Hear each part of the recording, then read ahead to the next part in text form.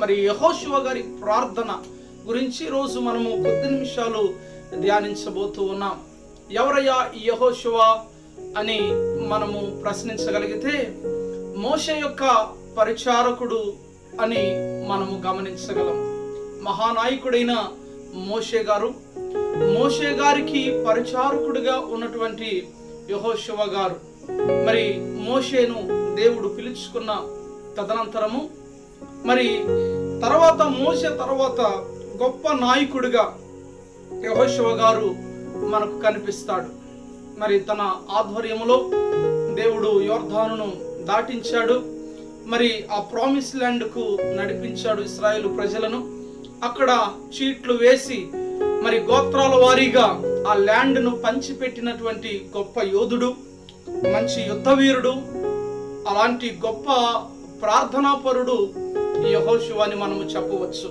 నా ప్రియ సహోదరి సహోదరులారా, యెహోషువ గారి ప్రార్థన గురించి మనము కొద్ది నిమిషాలు ధ్యానించబోయే మునుపు చిన్న ప్రార్థనతో నేటి ధ్యానాన్ని మనము ఆరంభించుకుందాం. దయచేసి తలలు వంచి కళ్ళు మూసుకున్నట్లయితే చిన్న ప్రార్థన చేద్దాం. పరిశుద్ధుడా, ప్రేమ నమ్మకము గల మా ప్రియమైన తండ్రి, మీకు వందనాలు చెల్లిస్తూ ఉన్నాము నాయన. ఈ సమయంలో యెహోషువ గారి ప్రార్థన గురించి మేము ధ్యానించనయుండగా వినుచున్న మీ ప్రియ బిడ్డలతో మరియు మాతో అందరితో మీరు మాట్లాడి మీ నామమునకు మహిమ తెచ్చుకున్నామని ప్రార్థన చేస్తూ ఉన్నాం. వినగలిగిన చెవిని, గ్రహించగలిగిన మనస్సును మీరు మా అందరికీ అనుగ్రహించమని, యెహోషువ ప్రార్థన ద్వారా ఒక చక్కని ఆత్మీయ పాఠాన్ని ఈరోజు మాకు నేర్పించి మా ఆత్మీయ జీవితాన్ని బలపరచమని నజరేయుడైన యేసు నామమున ప్రార్థించి వేడుతున్నాము తండ్రి, ఆమేన్. ప్రియ దేవుని బిడ్డలారా, యెహోషువ గారి ప్రార్థన గురించి మనము చూడబోతూ ఉన్నాం. యెహోషువ గ్రంథము 10వ అధ్యాయం 12 నుండి 14 వచన భాగాలు మనము ఆలోచన చేయగలిగితే, యెహోషువ గ్రంథము 10వ అధ్యాయము 12వ వచనం నుండి 13, 14 వచనాలు మనం చూడగలిగితే ఇక్కడ యెహోషువ గారు ప్రార్థన చేసినట్టుగా మనము చూస్తూ ఉన్నాం. ప్రియ దేవుని బిడ్డలారా, ఈ వచనాన్ని చదవబోయే ముందు జస్ట్ క్లుప్త వివరణ నేను మీకు తెలియచేయాలని ఇష్టపడుతూ ఉన్నాను. ఏ సందర్భంలో యెహోషువ గారు ప్రార్థన చేశాడు అనేది మనం ఆలోచన చేయగలిగితే, మరి ఒక్కొక్కరిని జయించుకుంటూ మరి ప్రామిస్ ల్యాండ్ కు వెళ్ళేటువంటి ఈ క్రమములో మరి మొదటిగా యెరికోను మరి దేవుని బలము చేత, దేవుని సహాయము చేత యెరికోను జయించారు. ఆ తర్వాత మరి హాయి పట్టణం మీదకు వెళ్ళారు. హాయి పట్టణం మీదకు వెళ్ళిన తదుపరి అక్కడ జస్ట్ చిన్న మిస్టేక్ జరగటం వల్ల హాయి పట్టణం మీదకు వెళ్ళినప్పుడు మొదటిసారి మరి యెహోషువ సైన్యము అనగా దేవుని ప్రజలైనటువంటి ఇశ్రాయేలు ప్రజలు మొదటిసారిగా ఓడిపోయారు. ప్రియ నా సహోదరి సహోదరులారా, ఆ తదుపరి మరలా యెహోషువ గారు ప్రార్థన చేశాడు. ప్రార్థన చేసిన తదుపరి ఎందుకు ఓడిపోయారో ఖచ్చితంగా వివరంగా దేవుడు తెలియజేశాడు. మరి ఆ సమస్యకు రెమెడీ అనేది మరి దేవుని దగ్గర మొరపెట్టి మరి మరలా వెళ్ళి హాయి పట్టణాన్ని జయించినట్టుగా మనము చూడగలం. అయితే మూడవసారి మనము చూడగలిగితే మరి అక్కడ మనము ఆమోరీయుల మీదకు యుద్ధానికి వెళుతూ ఉన్నటువంటి ఆ పరిస్థితి, ఆమోరీయుల మీద యుద్ధం ప్రకటన చేసి యుద్ధము జరిగిస్తూ ఉన్నటువంటి ఆ క్రమములో ఉదయం నుంచి సాయంకాలం వరకు భయంకరమైనటువంటి యుద్ధము జరుగుతూ ఉంది. ఇశ్రాయేలు ప్రజలకు మరియు ఆమోరీయులకు మధ్య అతి భయంకరమైనటువంటి యుద్ధము, చాలా భయంకరమైనటువంటి బీతావాహ పరిస్థితి అక్కడ నెలకొని ఉన్నది అని మనం గమనించగలం. యెహోషువ నాయకత్వంలో యుద్ధము జరుగుతూ ఉన్నటువంటి ఆ క్రమములో మనము అక్కడ చూడగలిగితే యెహోషువ గ్రంథము 10వ అధ్యాయము 12వ వచనం నుండి 14వ వచనం వరకు మనము ఆలోచన చేయగలిగితే యుద్ధము జరుగుతూ ఉంది. అయితే సమయం అనేది జరిగిపోతూ ఉంది. యుద్ధము ఉదయం నుంచి సాయంకాలం వరకు యుద్ధము కొనసాగుతూ ఉంది. అయితే ప్రభునందు ప్రియ దేవుని బిడ్డలారా, ఆ రోజుల్లో ఎవరైనా రాజులు యుద్ధానికి వెళ్ళేటప్పుడు ఉదయము నుండి సాయంకాలం వరకు అనగా 4-5 గంటల వరకు యుద్ధం చేస్తారు. ఆ తదుపరి ఇక ఆఫ్ చేస్తారు. కారణం ఏంటంటే ఇక పొద్దుగూకిన తర్వాత ఒకరి ముఖాలు ఒకరికి కనిపించవు కావున మరి సాయంకాలం అయితే యుద్ధాన్ని ఖచ్చితంగా ఆఫ్ చేసేటువంటి సిస్టమ్ ఆ రోజుల్లో ఉంది. ఈ రోజుల్లో మరి లైట్ ఫెసిలిటీ అంతా ఉంది కావున, ఈ రోజు ఉన్నటువంటి టెక్నాలజీ నాటి దినాల్లో లేదు కావున మరి సాయంకాలం అయితే చీకటి పడేటువంటి రోజులు కాబట్టి, మరి ఈ రోజుల్లో కూడా చీకటి పడుతుంది, చీకటి పడదని కాదు. అయితే ఈరోజు లైట్ టెక్నాలజీ బాగా మనకు అభివృద్ధి చెందింది కాబట్టి మరి సాయంకాలపు వేళల్లో కూడా మరి సైనికులు యుద్ధాలు చేసే రోజులుగా ఈ రోజుల్లో మనం చూడవచ్చు. We are living in sophisticated world. కాబట్టి ఈ రోజుల్లో మనము చాలా ఈ టెక్నాలజీని అనుభవిస్తున్నాం. నాటి దినాల్లో అలాంటి టెక్నాలజీ లేదు. అయితే సాయంకాలం అవంగలోనే ఏం చేస్తారంటే మరి యుద్ధాన్ని ఆఫ్ చేస్తారు. యుద్ధము ఆఫ్ చేశారంటే మరి యెహోషువ యొక్క టార్గెట్ ఏంటి? అమోరీయులను జయించాలి, ఓడించాలి. ఏ విధంగానైనా ఈ రోజే యుద్ధం అయిపోవాలి, వారి మీద అనగా అమోరీయుల మీద మేము విజయాన్ని సాధించాలి అని ఒక గొప్ప తీర్మానముతో, పట్టుదలతో ఈ యెహోషువ గారు తాను ముందుకు వెళుతూ ఉన్నట్టుగా మనం చూస్తూ ఉన్నాం. అయితే పొద్దు గూకకుండా ప్రొద్దును ఆపాలి, అనగా సూర్యుడిని ఆపాలి. మరి ఏం చేయాలి? సూర్యుడు ఆపటం ఇది సాధ్యమేనా? సూర్యుడు ఎలా ఆగుతాడు? ఎప్పుడైనా ట్రై చేశారా? సూర్యుడిని ఆపే ప్రార్థన ఎప్పుడైనా చేశారా? నా ప్రియ సహోదరి సహోదరులారా, ఇక్కడ మనం చూడగలిగితే ఒక అద్భుతమైన, విచిత్రమైన, మరి చాలా శ్రేష్టమైనటువంటి ప్రార్థన ఇక్కడ యెహోషువ గారు చేస్తూ ఉన్నట్టుగా మనం చూడగలం. ఒళ్ళు గగ్గురు పొడిచేటువంటి విధముగా మరి ఈ సంఘటన మనకు కనిపిస్తూ ఉంది. బైబిల్ చరిత్రలో మనం చూడగలిగితే 10వ అధ్యాయము యెహోషువ గ్రంథము మరి 12వ వచనం నుండి 14వ వచనం వరకు మనం చదవగలిగితే ఒకసారి మనం చదువుదాం. యెహోవా ఇశ్రాయేలుల ఎదుట అమోరీయులను అప్పగించిన దినమున ఇశ్రాయేలీయులు వినుచుండగా యెహోషువ యెహోవాకు ప్రార్థన చేసెను. ఏమని ప్రార్థన చేశాడు? యుద్ధము జరుగుతూ ఉంది, పొద్దుగోకుతుంది, పొద్దు గుంకకుండా లేదా సాయంకాలము కాకుండా అయ్యా నీవు సూర్యుడిని ఆపాలి అని ప్రార్థన చేశాడు. చూసారా యెహోషువకు ఎంత విశ్వాసము, ఎంత నమ్మకము. ఇక్కడ కింద వచనాలు మనం చూడగలిగితే మరి యెహోషువ ఈ విధంగా అంటూ ఉన్నాడు, ప్రార్థన చేస్తూ ఈ విధంగా అంటున్నాడు, సూర్యుడా నీవు గిబియోనులో నిలువుము, సూర్యుడా నీవు గిబియోనులో నిలువుము, చంద్రుడా నీవు అయ్యాలోను లోయలో నిలువుము. జనులు తమ శత్రువుల మీద పగ తీర్చుకుని వరకు సూర్యుడు నిలచెను, చంద్రుడు ఆగెను. తమ శత్రువుల మీద పగ తీర్చుకునే వరకు సూర్యుడు ఆగిపోయాడంట, చంద్రుడు ఆగిపోయాడు. నా ప్రియ సహోదరి సహోదరుడా, అక్కడ మనం కింద వచనాన్ని గమనించగలిగితే ఆ మాట యాషారు గ్రంథములో వ్రాయబడి ఉన్నది. 13వ వచనం 14వ వచనం. సూర్యుడు ఆకాశము మధ్యన నిలిచి ఇంచుమించు ఒక నాడెల్లా అస్తమింప త్వరపడలేదు. 14వ వచనంలో అక్కడ అంటున్నాడు కదా, యెహోవా ఒక నరుని మనవి వినిన ఆ దినము వంటి దినము దానికి ముందే గాని దానికి తరువాతే గాని ఉండలేదు. Praise the Lord. దేవుని పరిశుద్ధ నామమునకు మహిమ కలుగును గాక. మన దేవుడు ఎంత గొప్ప దేవుడో ఇక్కడ మనకు అర్థమవుతుంది.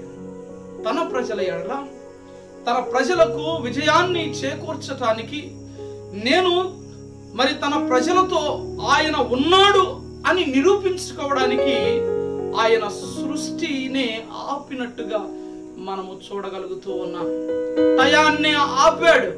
టయాన్ని ఆపేటువంటి సత్తా ఎవరికి ఉంది? ఏ మనుషునికి లేదు, ఒక సృష్టికర్తకు మాత్రమే అది సాధ్యం. నా ప్రియ సహోదరి సహోదరుల, కీర్తనకారుడు అంటాడు కదా, ఎవరైతే తనకు నిజముగా మొరపెడతారో వారి ప్రార్థన ఆయన ఆలకిస్తాడు. ఇక్కడ సూర్యుడిని ఆపునాయన, చంద్రుణ్ణి ఆపునాయన, ఇదిగో మా శత్రు సైన్యాన్ని మేము జయించేంత వరకు, పగ తీర్చుకునేంత వరకు ఇదిగో ఈ కార్యాన్ని నీవు చెయ్యాలని మొట్టమొదటిగా మరి యెహోషువ గారు వెళ్ళి ప్రభు పాదాల చెంత ప్రార్థన చేశాడు. మన దేవుడు his mighty God. There is none like him throughout all the nations. He is only one God. He is our Lord Jesus Christ. నా ప్రియ సహోదరి సహోదరులారా, మన దేవుడు ఎంత గొప్ప దేవుడో మనకి ఇక్కడ అర్థం కావాలి. మరి చరిత్రకారులు చరిత్రలో మనము చూడగలిగితే చాలా మంది సైంటిఫిక్ గా కూడా ఇది నిరూపణ అయినట్టుగా మనము చరిత్రలో చూడగలం. అమెరికాలో కాలిఫోర్నియా అనేటువంటి ఒక ప్రాంతం ఉంది. ఆ కాలిఫోర్నియా అనేటువంటి ప్రాంతంలో నాసా అనేటువంటి అంతరిక్ష పరిశోధన సంస్థ ఉంది. NASA, NASA, national aeronautic space and agencies. వారు కంప్యూటర్ల సహాయంతో గ్రహాల మనుగడను వాళ్ళు లెక్కిస్తూ ఉండగా అక్కడ మరి చరిత్రలో ఒక డే మిస్ అయినట్టుగా వాళ్ళు గమనించారు. వాళ్ళు గమనించి వాళ్ళు తల గోక్కుంటూ ఉన్నారు. ఎక్కడ మిస్ అయింది అని వాళ్ళు ఆలోచన చేస్తూ ఉన్నటువంటి ఆ క్రమంలో అక్కడ ఒక క్రైస్తవ సైంటిస్ట్ ఉన్నాడు. ఇదిగో ఈ డే ఎక్కడ మిస్ అయిందో తెలుసా? ఇదిగో ఆమోరీయుల మీద యెహోషువ యుద్ధము జరిగిస్తూ ఉన్నటువంటి ఆ తరుణంలో యెహోషువ సూర్యుడిని ఆపమని దేవుణ్ణి ప్రార్థన చేశాడు. దేవుడు మరి సూర్యుడిని ఆ రోజు ఆపాడు. ఇదిగో ఈ డే ఎక్కడ మిస్ అయిందంటే, ఈ కంప్యూటర్ చూపిస్తున్నటువంటి డే ఎక్కడ మిస్ అయిందంటే, ఇదిగో బైబిల్ గ్రంథములో ఇక్కడ మిస్ అయింది అని నిర్ధారణ చేశారు. ప్రియ దేవుని బిడ్డలారా, ఎంత ఆశ్చర్యం, ఎంత వండర్ ఈ కార్యక్రమాలన్నీ. మన దేవుడు ఈస్ గాడ్ ఆఫ్ వండర్స్. మన దేవుడు అద్భుతాలు చేయగలిగిన దేవుడు, అద్భుతాలు చేయగల దేవుడని మనం ఇక్కడ చూడగలం. దయచేసి అన్ని వచనాలను చదవడానికి సమయం లేదు కాబట్టి యెహోషువ గారి ప్రార్థన దేవుడు ఆలకించడానికి ఆయన మరి దినచర్యను మనం గమనించగలిగితే, ప్రియ దేవుని బిడ్డలారా, మరి 3వ అధ్యాయము 1వ వచనాన్ని మనం ఆలోచన చేయగలిగితే యెహోషువ గారిలో ఉన్నటువంటి ఒక గొప్ప లక్షణము, మంచి లక్షణము ఏంటంటే ఆయన ఉదయాన్నే లేచేవాడు. ఉదయాన్నే లేచి తన కాలకృత్యాలు తీర్చుకోక ముందు ప్రభు పాద సన్నిధికి వచ్చి ప్రార్థన చేసేవాడని మనము గమనించగలం. ప్రియ దేవుని బిడ్డలారా, అదే మరి ఉదయాన్నే లేచేవాడని 8వ అధ్యాయము 10వ వచనంలో కూడా యెహోషువ గారి గురించి మనకు ఆ వచన భాగాలు తెలియజేస్తూ ఉన్నాయి. అంత మాత్రమే కాదు, యెహోషువ గ్రంథము 24వ అధ్యాయము 15వ వచనంలో మరి ప్రామిస్ ల్యాండ్ కు వచ్చిన తరువాత షిలోహు అనేటువంటి ప్రాంతంలో ఇశ్రాయేలు ప్రజలందరినీ సమకూర్చి, ఇదిగో దేవుడు మనకు ఇంతవరకు తోడై ఉన్నాడు కాబట్టి మనము ఈ ప్రామిస్ ల్యాండ్ కు చేరి ఉన్నాము. కాబట్టి మీరు ఎవరిని సేవిస్తారో నాకు తెలియదు, దేవుడు మనకు ఇంతవరకు తోడై ఉన్నాడు, మనలను కాచి కంటికి రెప్పల ఆయన కాపాడాడు. అయితే ఇదిగో మీరు నది అవతల ఒకవేళ అన్య దేవతలను సేవించినట్టుగా వారిని సేవిస్తారో, మరి మీరు ఎవరిని సేవిస్తారో నాకు తెలియదు, కానీ నేనైతే చెప్పవలసిన బాధ్యత నా మీద ఉంది. నేను నా కుటుంబము యెహోవాను సేవిస్తాము అని ఒక బలమైన తీర్మానం తీసుకున్నట్టుగా మరి యెహోషువ జీవితంలో మనము చూడగలం. ప్రియ దేవుని బిడ్డలారా, అంత మాత్రమే కాదు, 24వ అధ్యాయము 18వ వచనములో మనము చూడగలిగితే అక్కడ దేవుడే యుద్ధములు జరిగించి దేవుడే మనకు విజయాన్ని అనుగ్రహించాడని యెహోషువ గుర్తించాడు, గమనించాడు. చాలాసార్లు ఏదైనా ఒక కార్యక్రమం చేస్తే మనం కాలర్ ఎగరేస్తాం. ఇది నా వల్ల కలిగింది, ఇది నా బలం వల్ల, నా జ్ఞానం వల్ల, నా శక్తి వల్ల, ఇదిగో నా తెలివి వల్ల కలిగిందని మనం అనుకుంటాము. కానీ మనము కలిగి ఉన్న స్థితిగతులకు దేవుడే కారకుడని చాలాసార్లు మనం గుర్తించము. మనం మర్చిపోయి మన వలన ఇది జరిగింది అని అనుకుంటాము. కానీ అయితే యెహోషువ మాత్రం ఇది దేవుని విజయమే అన్నాడు. ప్రియ దేవుని బిడ్డలారా, యెహోషువ ప్రార్థన దేవుడు ఆలకించడానికి గల కారణాలు 3 కారణాలు. మొదటిగా ఉదయాన్నే లేచేటువంటి వాడు. నీకుందా ఉదయాన్నే లేచే అనుభవము? దేవుని పాద సన్నిధిలో ప్రార్థించేటువంటి అనుభవము? రేయి మొదటి జామున లేచి నీ కుటుంబం కొరకు, నీ పిల్లల కొరకు ప్రార్థించే అనుభవము మనకుందా? ఈరోజు మరి దేవుడు అద్భుత కార్యాలు చేయాలి అంటే మనము ఉదయాన్నే లేచి ప్రార్థించే వారముగా ఉండాలి అని దేవుని దాసునిగా తెలియజేస్తూ ఉన్నాను. అంత మాత్రమే కాదు, మనము బలమైన తీర్మానం, మనము యెహోవాని అనగా యేసు క్రీస్తు ప్రభుల వారిని మరి కడ వరకు అనుసరించి వెంబడించే వారముగా ఉండగలిగితే నిజంగా మనము ధన్యులమని దేవుని దాసునిగా తెలియజేస్తూ ఉన్నా. అంత మాత్రమే కాదు, దేవుని మహిమపరిచాడు కదా, ఇది దేవా నీ వలన కలిగినటువంటి విజయమే అన్నాడు 24వ అధ్యాయము 18వ వచనంలో. కాబట్టి మనము కలిగిన స్థితిగతులకు మన తెలివి, మన జ్ఞానము, మన శక్తి కాదు, ఇది దేవుని కృప ద్వారా మాత్రమే మనకు అనుగ్రహించబడిందని మనము గుర్తించినప్పుడు దేవుడు అలనాడు యెహోషువ ప్రార్థన ఆలకించిన దేవుడు ఈరోజు మన ప్రార్థన కూడా ఆలకించటానికి ఆయన సిద్ధంగా ఉన్నాడు. నా ప్రియ సహోదరి సహోదరులారా, ఈ నా మాటలు, ఈ దేవుని మాటలు విన్న వారలారా, మరి ఈ రీతిగా మనము ప్రార్థన చేసే వారముగా ఉందాం. మన దేవుడు గొప్ప దేవుడు, ఆశ్చర్య కార్యాలు చేయగలిగిన దేవుడని గుర్తిద్దాం. ఆయన్ను ప్రార్థన చేద్దాం. ప్రతి సమస్యకు కృంగిపోక ఎదుట ఉన్నటువంటి శత్రు సైన్యాన్ని ఓడించడానికి యుద్ధ సన్నద్ధుడై ఏ రీతిగా యెహోషువ ముందుకు వెళ్ళాడు, మన శత్రువు మన ముందు ఉన్నాడు, వాడే సాతానుగాడు. వాడిని ఎదిరించడానికి మనము యుద్ధ సన్నద్ధులమై మరి దేవుని బలాన్ని పుంజుకుంటూ ప్రార్థనా శక్తితో మనం ముందుకు సాగదాం. అట్టి కృప ఈ సమయంలో దేవుడు మనకు అనుగ్రహించి చెప్పబడిన ప్రతి మాట మనందరి హృదయాలలో పరిశుద్ధాత్మ దేవుడు ఫలింప చేయును గాక. ప్రార్థన చేద్దాం. దయచేసి తలలు వంచి కళ్ళు మూసుకున్నట్లయితే, కృపా సత్య సంపూర్ణుడా, ప్రేమ నమ్మకము గల మా ప్రియ పరలోకమందున్న మా తండ్రి, నాయన మీకు వందనాలు చెల్లిస్తూ ఉన్నాం. యెహోషువ ప్రార్థన గురించి ఈరోజు చాలా సంక్షిప్తంగా, క్లుప్తంగా మేము ధ్యానించగలిగాం. ఇదిగోనైనా అలనాడు అమోరీయుల మీద యుద్ధము చేస్తున్న ఆ తరుణములో ఇదిగోనైనా యెహోషువ ప్రార్థన చేశాడు. అయ్యా సూర్యుడిని ఆపు, చంద్రుని ఆపని, అయ్యా సృష్టిని స్తంభింప చేశావు దేవా. ఆ రోజు నరుని యొక్క ప్రార్థన ఆలకించిన దినము వంటి దినము మరి ఒకటి లేదు అని మీరు తెలియజేశారు.